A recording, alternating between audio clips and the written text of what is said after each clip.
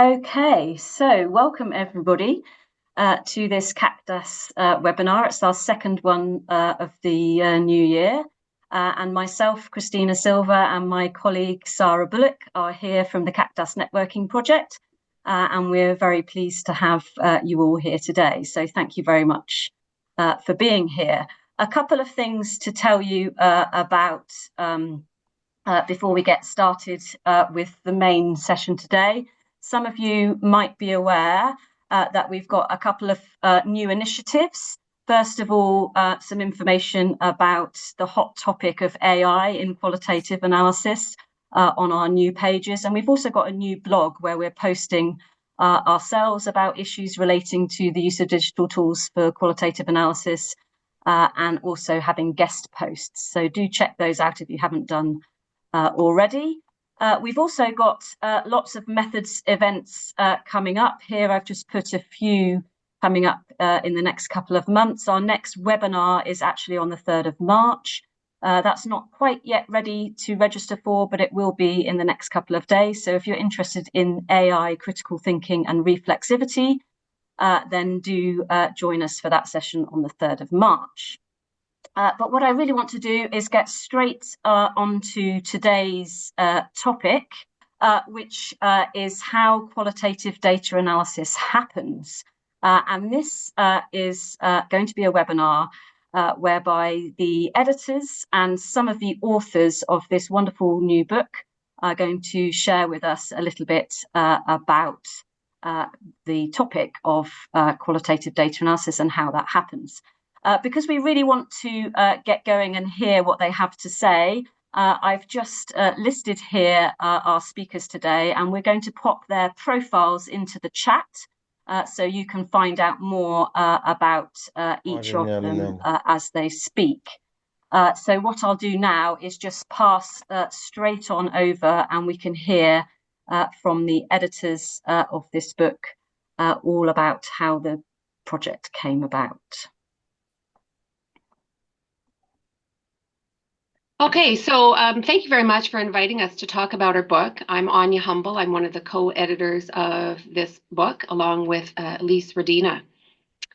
Around 2017, we were invited by Taylor and Francis to write a book about qualitative data analysis for the family science field. And during discussions, we realized that we were motivated to give people an in-depth look at qualitative data analysis. Because often there's very little data about this, and other people have commented about this. For example, Richards and Moore said, how abstracting is done is far too often presented as a mystery.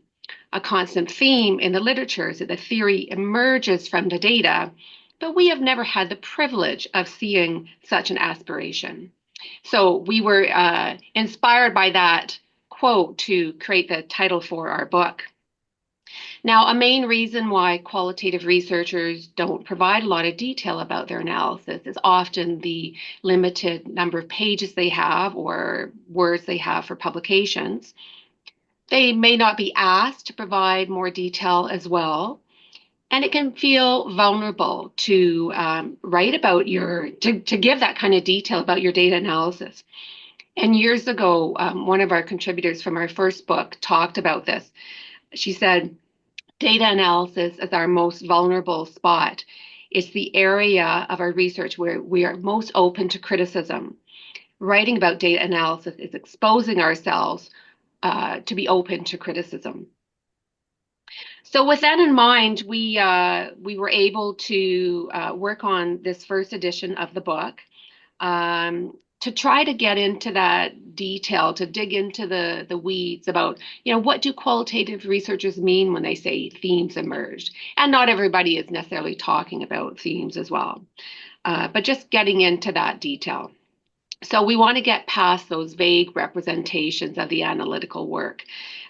Dickey is another researcher who said, writing a separate data analysis section in a qualitative study can too easily result in a cursory text composed more of labels than descriptions. So we wanted to see more detail about that. We also want to see more detail about digital tools that are used in qualitative research. That's very important.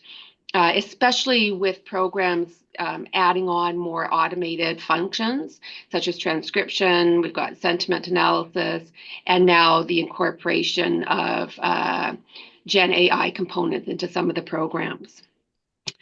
So our first edition was published in 2019, and it was a life course approach to family science issues. So we were focusing on family relationships across the life course. And we read widely, and we invited authors to submit chapter proposals, which we reviewed and then selected from. And we selected for variation topics, variation methodologies, and we also made sure that we had variation in the kind of digital tools that people were using. And we encouraged our writers to be vulnerable in terms of how they talked about their data analysis, to really show people how they actively and consciously arrived at their themes, for example. So the book presents behind-the-scenes narratives that show the complexity and maybe the fun messiness that comes with trying to make sense of thousands of pages of transcribed material, multiple data sources, or multiple sources of data. In this first book, we had an introduction, a section 1 that had 13 chapters that focused on the data analysis. And then we had a second section in that first volume that had 4 dialogues where we invited our chapter authors to come together to talk about particular topics, and they did actually dialogue about it. So those topics were on arts-based research, reflexivity, qualitative data analysis software, and also data display.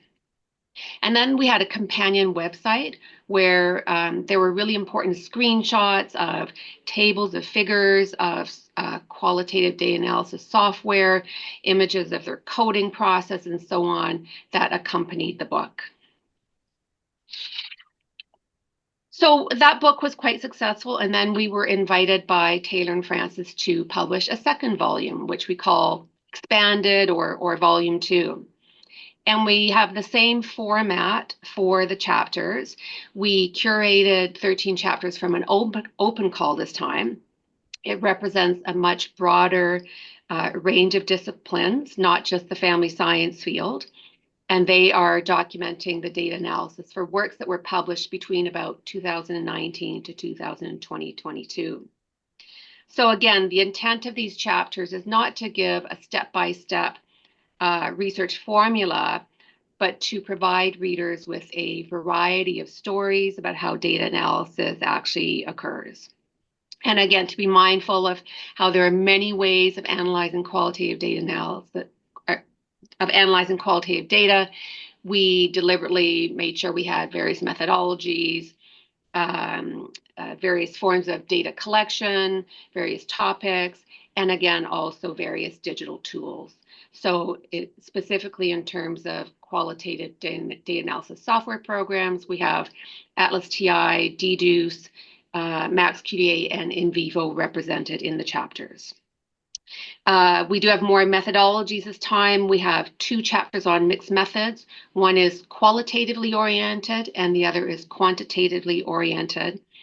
And a much broader range of topics are represented in these chapters.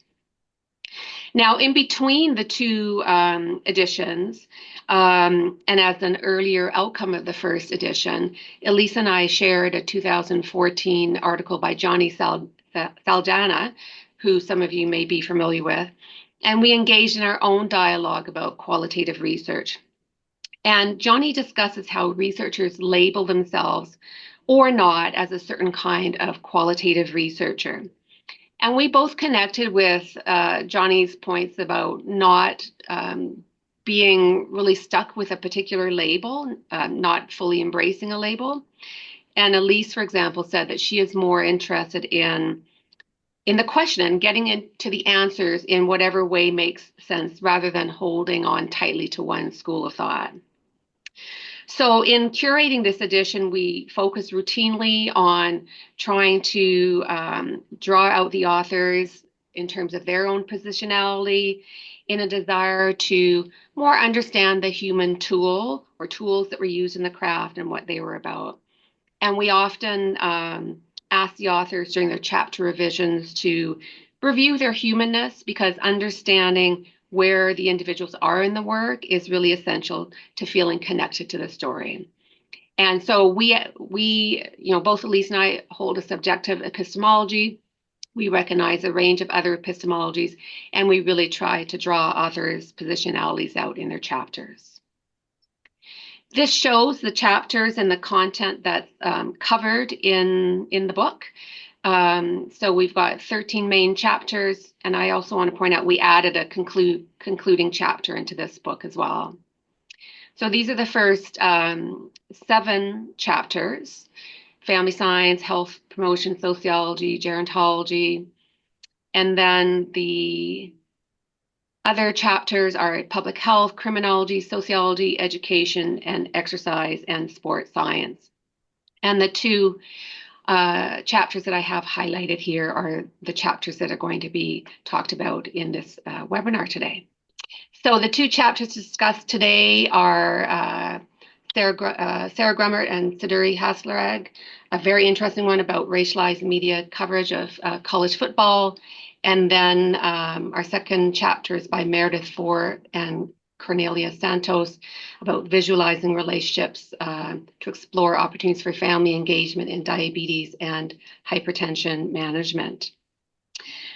We consider both of these volumes to be really good resources for both novice and experienced researchers who are seeking specific examples about how to carry out qualitative research.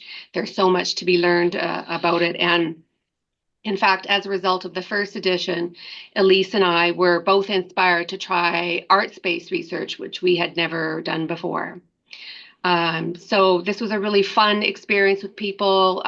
We really thank the author for being vulnerable and for sharing their details with us and for answering our questions about how to share more detail and so on.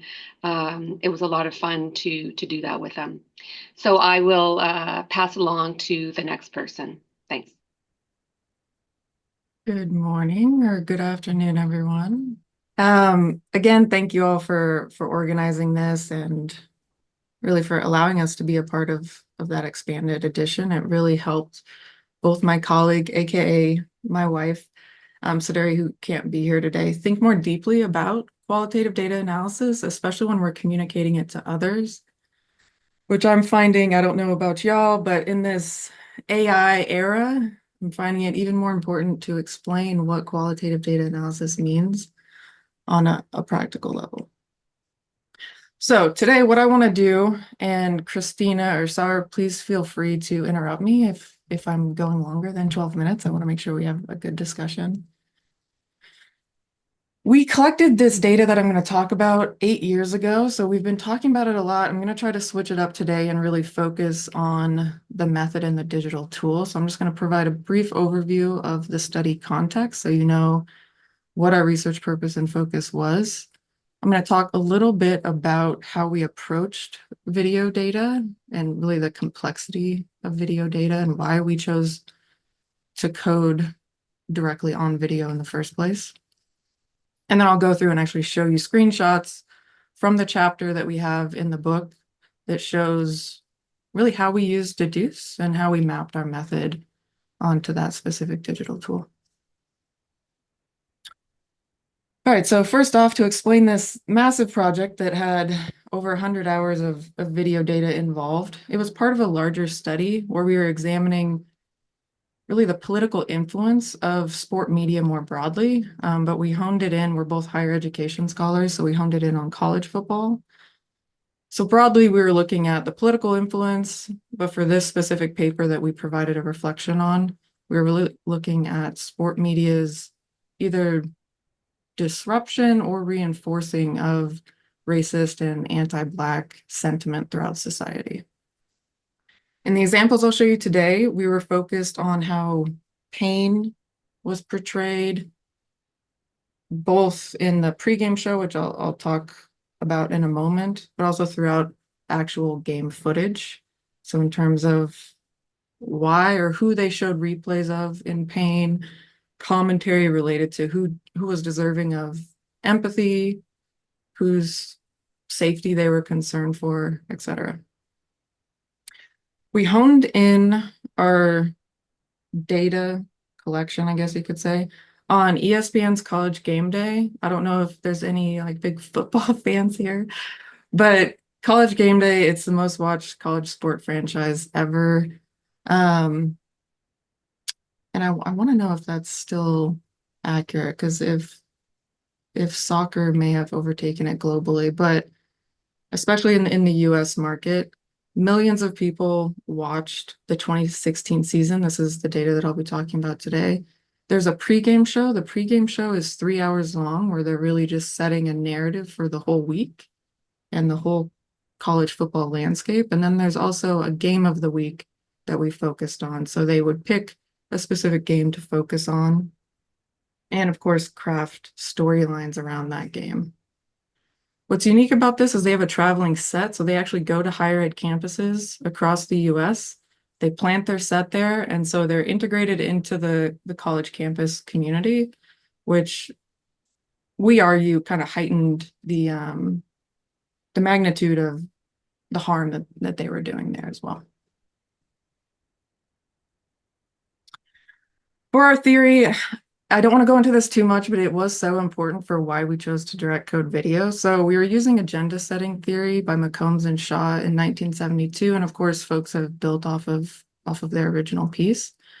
But this is most typically used to analyze any sort of news footage. And again, usually it's folks analyzing any political commentary. And it basically says the media sets the agenda for public discourse. So on the top level, you can view it as just topic selection. So what are they presenting to you as the topic of the day or the topic of focus? And then framing is the next level. Well, they'll set the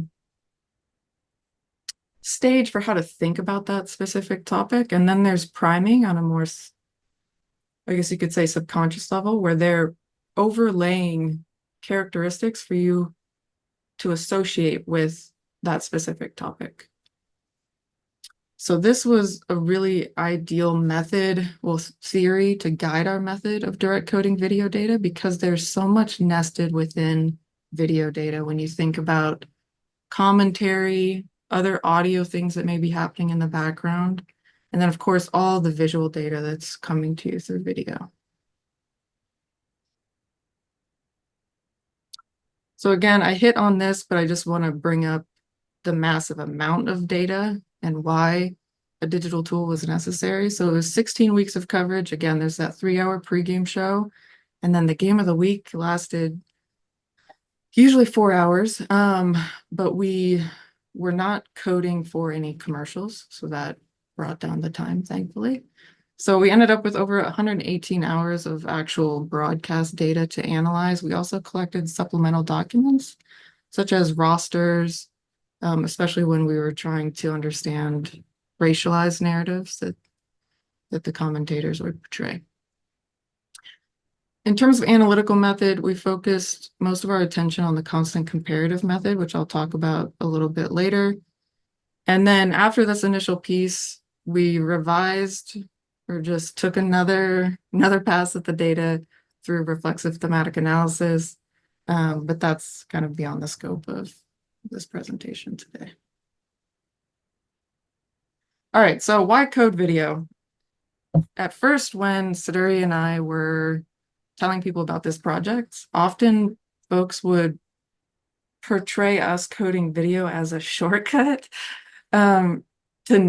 so that we got away with not transcribing the data. And that was, I wouldn't say insulting because it's a natural thing to think maybe, but it was just the complete opposite. So coding video data was so much more time intensive and analytically just intensive in general, because there are so many layers within video data. And again, our theory really called for us to analyze the video itself.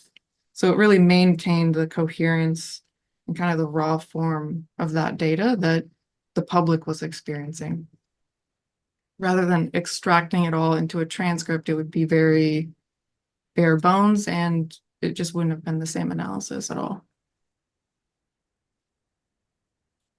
And again, all of this was made possible because we were able to use a digital tool. In this case, we used Dedoose because that's what we grew up on in grad school. So we stuck with it, and it really helped us. Again, you can direct code on video, and I'll show you examples of how we were able to iteratively code the data and take multiple passes at these little video clips that we were creating via our coded excerpts.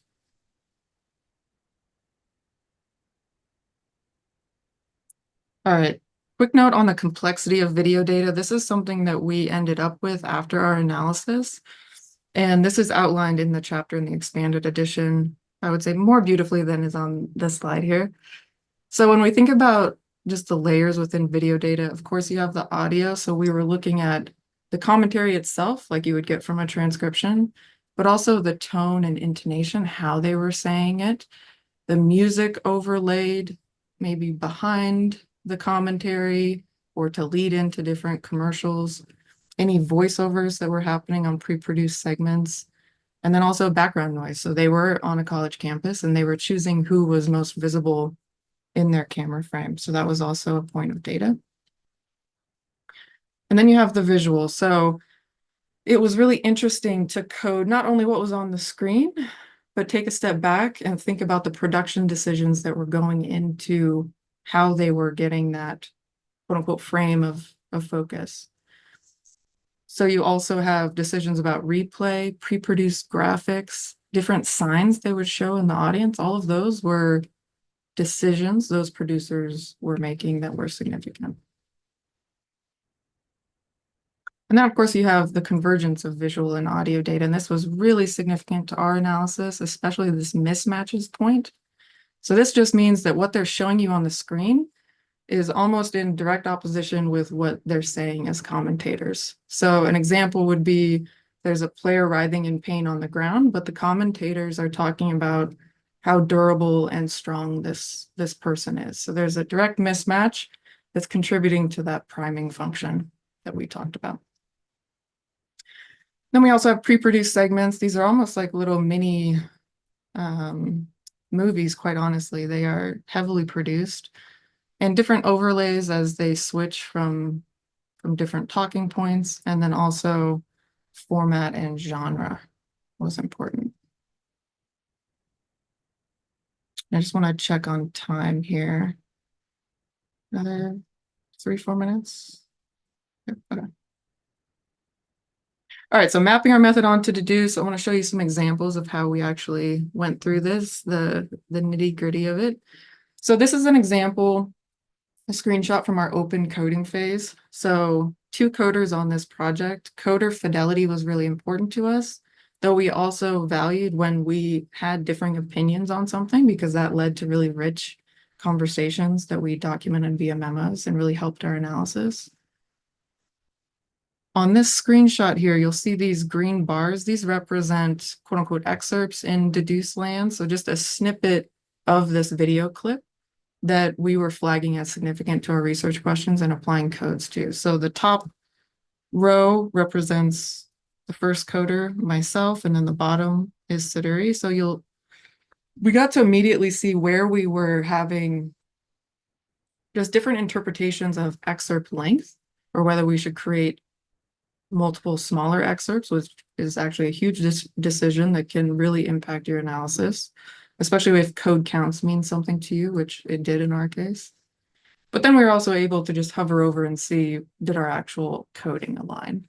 So in the far right, you'll see that Siduri created 2 different excerpts. So we had the same portion of the video excerpted, but I opted for just one long excerpt. She opted for a smaller one and then a larger one. So we had to reconcile all of those decisions to make sure that we were on the same page when we divided up the data. During those discussions, I think it can get lost how important discussing the meaning of co-occurrences was. That really helped us develop our codebook. So when we were talking about, on this excerpt, I'm applying 3 different codes.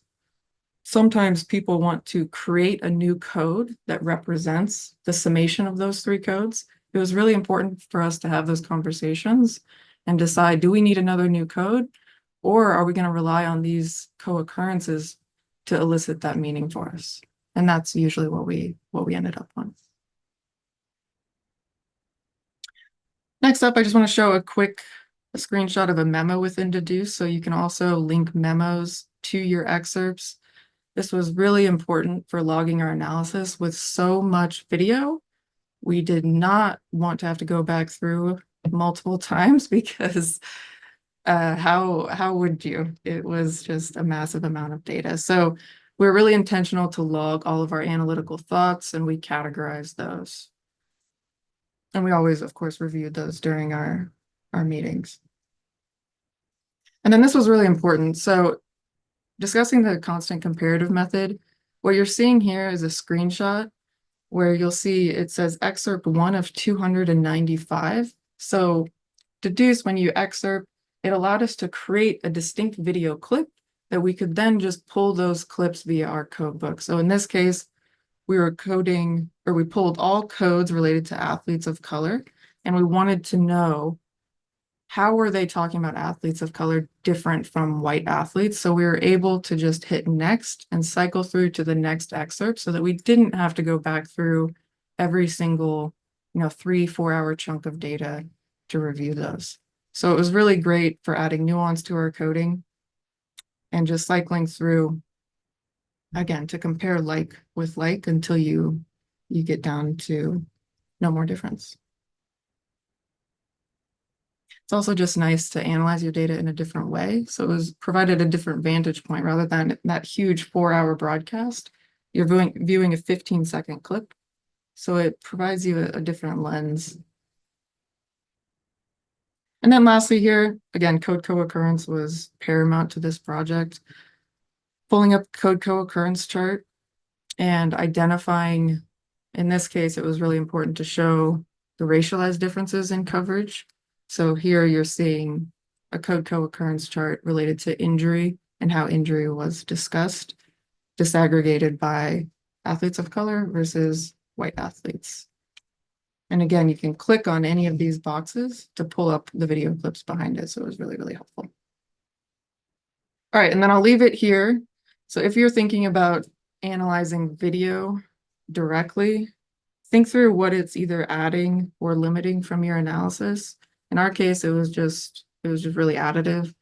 In some cases, folks have an interview and they want to code it directly. It may not actually add anything to your analysis.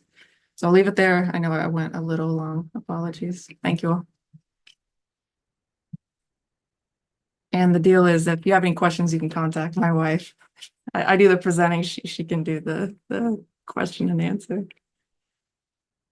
Nice deal, Sarah. Thank you. Who's next? So thank you for this opportunity. We're going to be sharing out about a project that we worked on called Visualizing Relationships to Explore Opportunities for Family Engagement in Diabetes and Hypertension Management. We are co-presenting today. My name is Meredith Fort, and I'll be going back and forth in the presentation with Corey Santos. And we are going to be sharing a little bit about the project that we originally worked on, and then also kind of the unpacking the analysis and some of the lessons that we can share about that.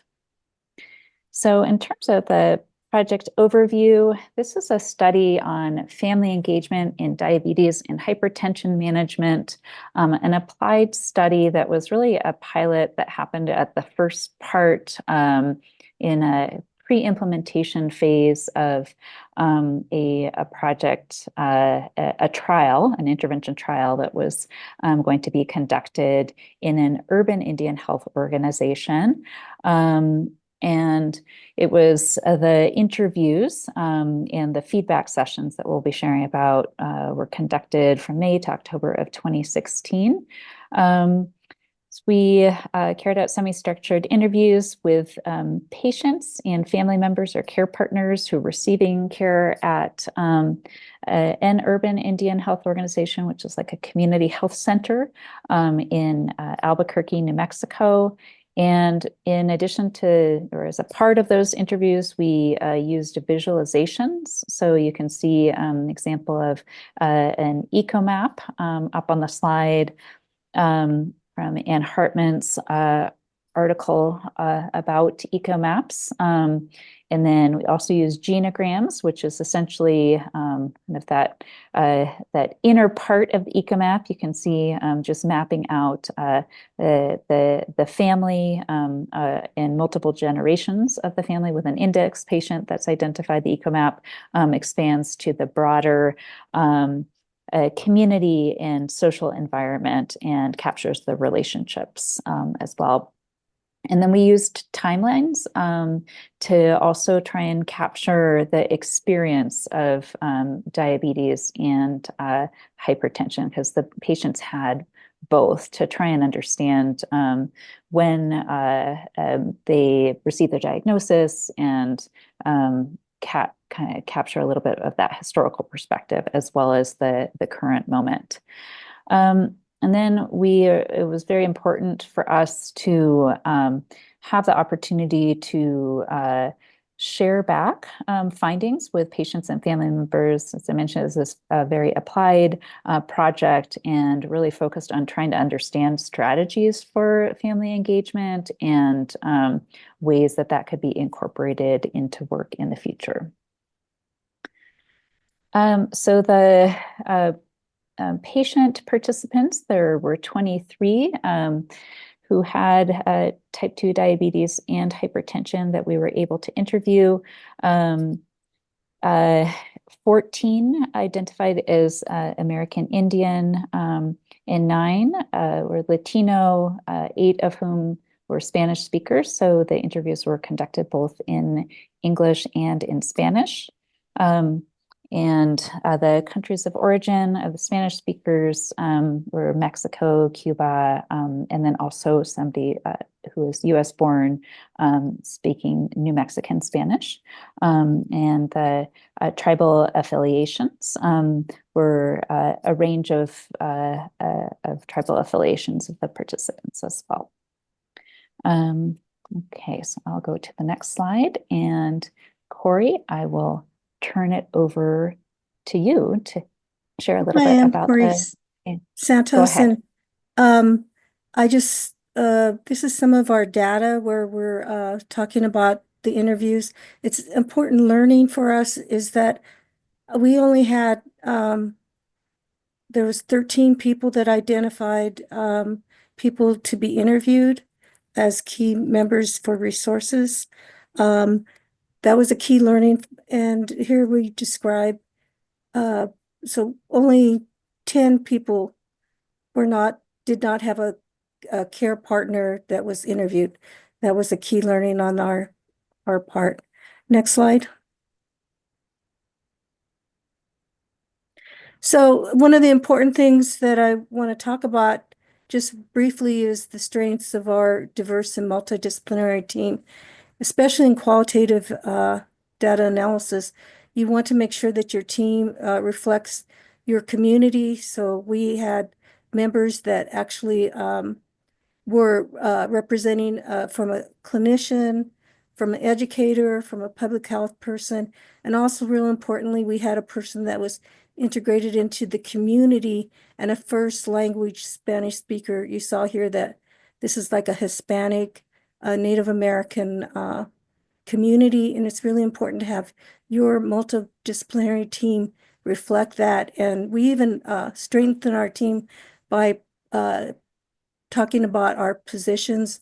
We actually did even publish our positionality viewpoints, and so that's really important. And then we reflected on interviews during our data collection. For us, it was very back and forth between our instrument, ATLAS.ti, and our paper collection. Our interviews were described in English. Our codebook development, we had an initial codebook, and then we would have updates, and along with that was weekly meetings where we examined things in detail that we were seeing. And then we used the visual diagrams, the genograms, the eco maps, and our timelines. going back and forth between paper versions and genogram analytics. And very importantly, we had small group meetings with index patients where we reflected with them jointly, what are we interpreting here? So as we all know, we have biases as academics, and we have also privilege that a lot of our community study participants did not have. It's important that you actually take time to reflect and see if their perception is your perception. And are you speaking their truth as opposed to your assumptions and your which are coded with biases and privilege. So next slide. So here's an example of our visualization. You can see this is quite complex, but they really help by going through with the visualization and also the paper versions back and forth. Of course, is in a iterative process, which is pretty much the nature of qualitative analysis. Okay. Great. So I'll take it from here. Thank you, Corey. So just as Corey shared, we captured all those the visualizations by hand. They were done on paper. So for each patient, there was an eco map and a genogram and a timeline. And then we went through a process and of putting together basically like folders or files of each index patient, and then in the case for those 13 patients who were able to identify a family member or a care partner who was a primary source of support, we also had their information captured through the interview, and we had, you know, the transcript file that we then uploaded into Atlas and we coded. But it was also really helpful to just to have those visuals that we laid out, and it was almost like this process of kind of meeting the individual patient and their family, because we were not the ones who had conducted the interviews. So another member of our team was the one who did conduct the interviews. But we went through this process of, you know, trying to understand which of these were going to be the best examples to capture, and then how to put them into this program called Genogram Analytics, and what information to share, because you know, this is a lot of detailed information that you know, you, especially in a small community, you don't want to be sharing it exactly as it is. So we used pseudonyms. Some of the information was modified in terms of you know, how many family members there were. It changed the sex or the age, some of those types of details, and we still wanted to convey, though, what the most important points are. So you can see from this example that is in the article that there are many siblings who also have diabetes and hypertension. The mother of this index patient, who we are calling Veronica, also had diabetes and hypertension, and their spouse as well. So, you know, although we came into the study really thinking about it, focused on individual people who were getting it, kind of trying to capture their experience, it became clear that it was much more of a shared experience across some families, and in some cases within the same household. And so that was really, you know, opened our eyes to a different way of thinking about family engagement.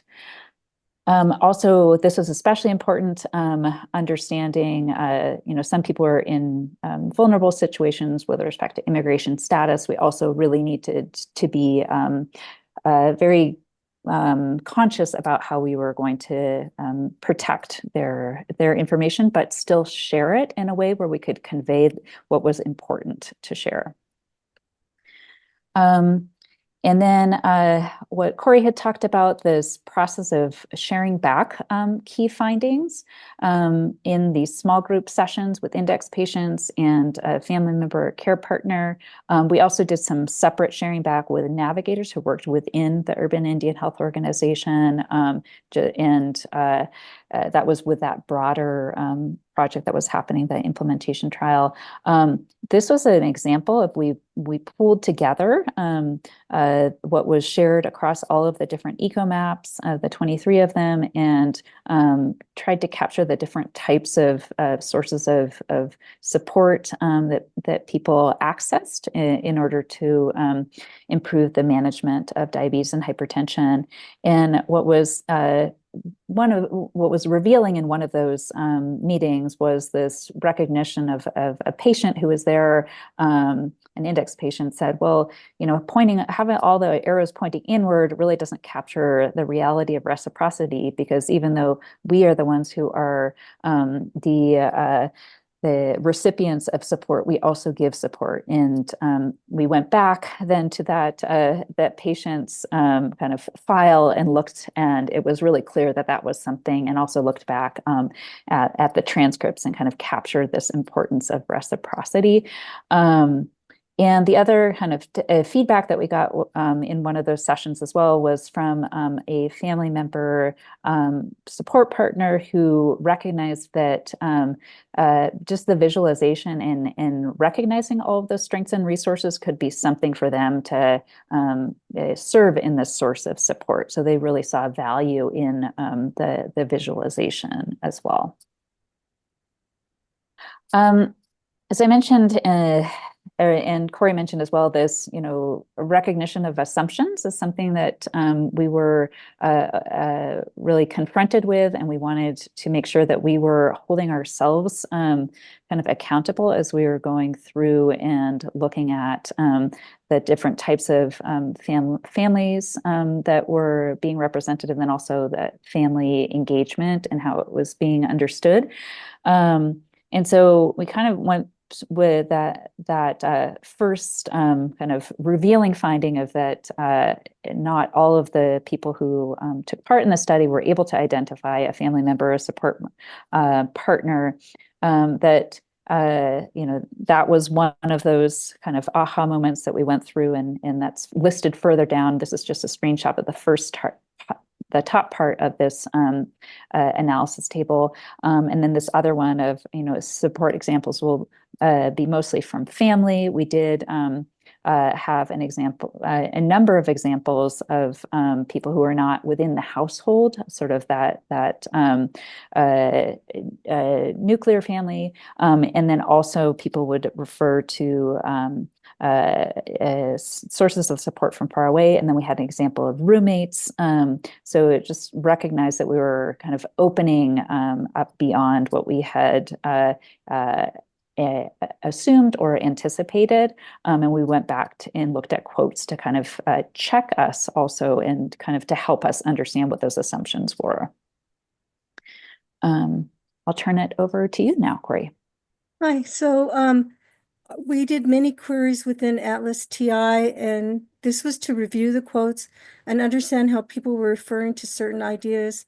This helped with our analysis in how people were understanding ideas and portraying them with quotes. Next slide. So concluding thoughts.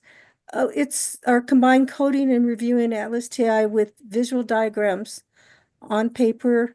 And then we selected some of those examples for our manuscript while going back and forth in an iterative process with our team. The digital tools supported coding and queries, then returned to paper and whiteboard for sharing back with a subset of participants in person. This was super important in our small community in New Mexico, where there's a lot of Native and Hispanic people who have experienced research in a probably negative way. so that we, of course, address our biases, our assumptions as academics, but also we have more clarity and also transparency with the community that has some history and cultural issues around research. Visual diagrams allowed participants to see their family and community context in developing a picture so they could see resources, and also they might see resources they hadn't thought about within their communities. Again, super important because you saw there that some of these communities have high levels, extremely high levels of hypertension and diabetes, and support for them probably would come from quite a few different areas to cover them. And really representation on team matters. Language, lived experience, interpretation. It was so important that we had people that had the lived experience and could be looking at the matter, our data from different viewpoints. We had a couple of Native people, people from public health. I have an education background.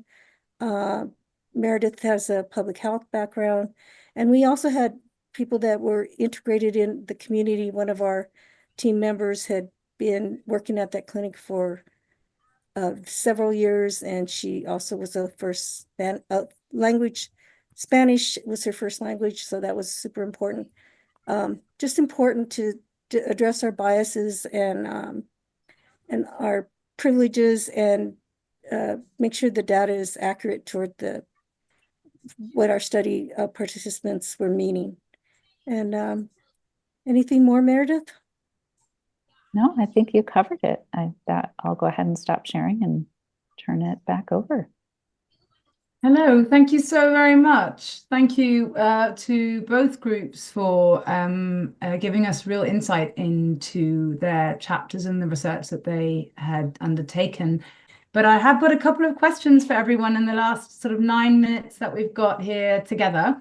So I am actually going to start with yourself, Áine, if you don't mind. A question for you and Elise. So the subtitle of the new book is Beyond Themes Emerged.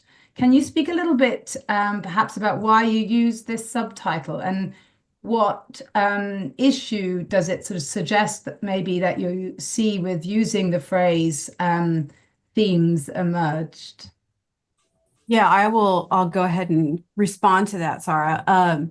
So one of the things that I've noticed, and Áine and I've noticed in looking at qualitative research that gets published in our scholarly journals, is oftentimes the authors will use the concept of, or the phrase themes emerge as a placeholder for all the things you just heard about, in terms of what actually happened in the analysis. Yeah. And it implies that there's some sort of magic that happens in our analysis, when in fact there's quite a lot of rigor and work and thought that goes into that. So it's not just like the themes or the findings just sort of appear to the researcher, but work actually has to happen there. So we really wanted to think about how to move ourselves beyond that sort of stand-in phrase and really dig into what all of the analysis, the messiness of the analysis. And actually in editing the book, we actually had to work in both the first edition and second edition carefully with many of the authors who would default to saying that themes emerged even in their description of their analysis, to try to move them beyond saying that, tell us exactly what happened, and not as if there's some, again, magic trick.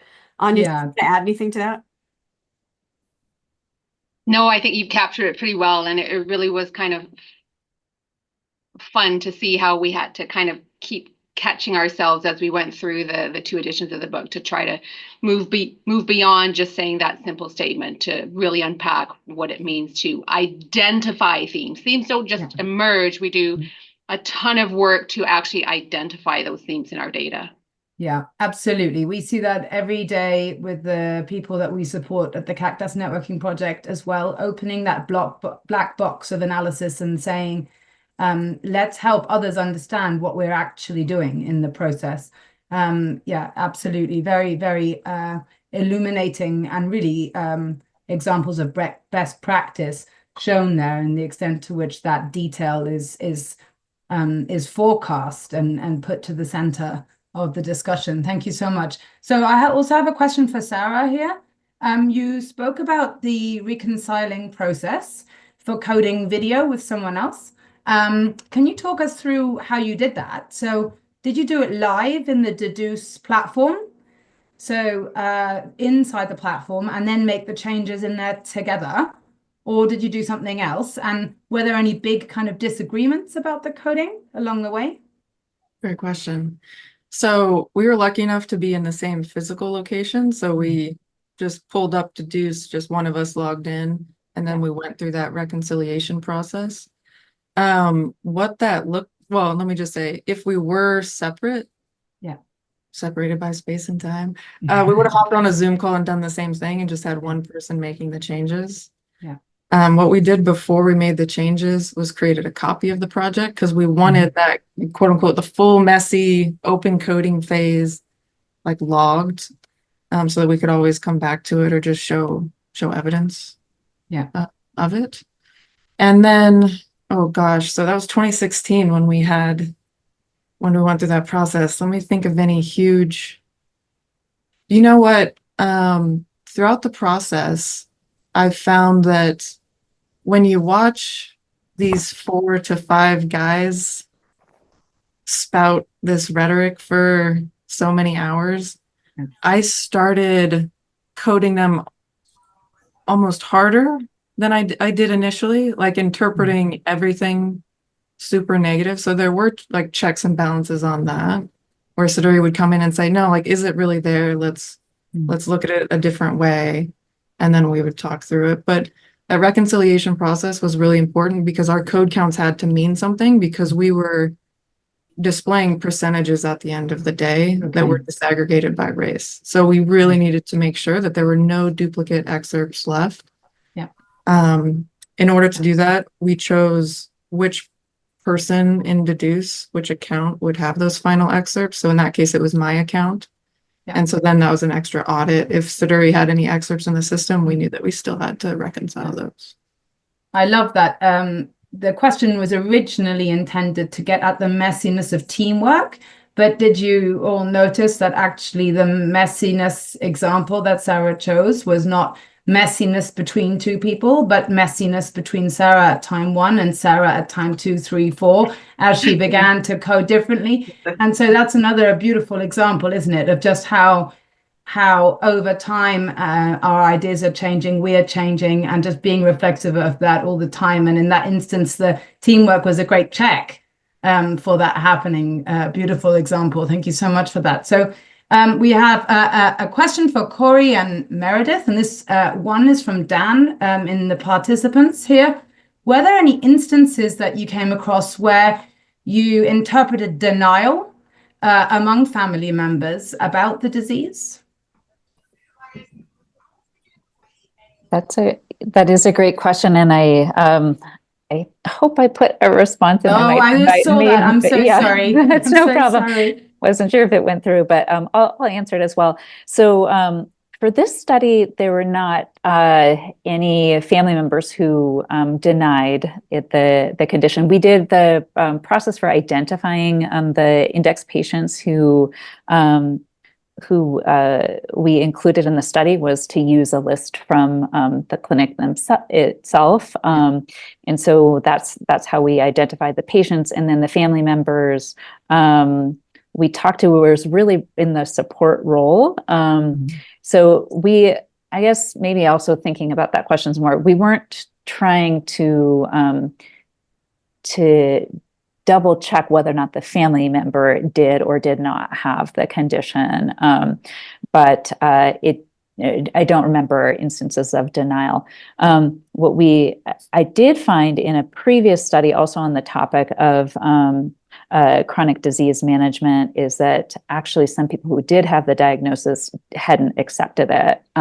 So in that one, you know, we looked at applying the stages of change trans-theoretical model and recognized that that is something that can happen in terms of the acceptance of either a condition or their feeling about readiness to make a change. So I think that is a really important question to ask and something that's important to be aware of. Yeah, excellent. Well, then we only have one more minute. I really wanted to ask you about translation, and you said it wasn't, or the data was transcribed into English, and I wanted to ask you about, you know, in your words, keeping that truth, and if there needed to be translation, how you were to do that. But I think we might be running out of time, so if you don't mind, I'll maybe pose that to you separately, and then if you don't mind letting me know how you went about that. I'm really fascinated in how we maintain. Remember that we had a Spanish first language learner on our team. Yeah. So we did have that interpretation ready at hand. Yeah. So it was, I think, very accurate, I would say. Yeah. Yeah, it's a great question, though, and it's really important. We did transcribe both Spanish and English for the ones that were conducted in Spanish. So we did have both, but it does become a really complex question as you have members of the team that some are bilingual and some are not. So it's a great, translating meaning is so difficult, isn't it? Oh my goodness. I wish we had another half an hour together. Thank you so very, very much, everyone. It was an absolute pleasure to have you all here with us today. Thanks for sharing your wisdom, your thoughts, your questions with us all. Thanks also to everyone who is here participating. We have another webinar coming up very shortly, which you'll be allowed to register for pretty soon. And then it remains to me, because I need to finish on time. I'm very bad at that, but I'll try anyway, to say thanks, everyone. And we'll hope to see you again soon at one of our other webinars or one of our courses. Thanks so much to all the speakers today, and everyone keep well. Thank you all. Thank you. Thank you. Take care now, everyone. Thank you. For the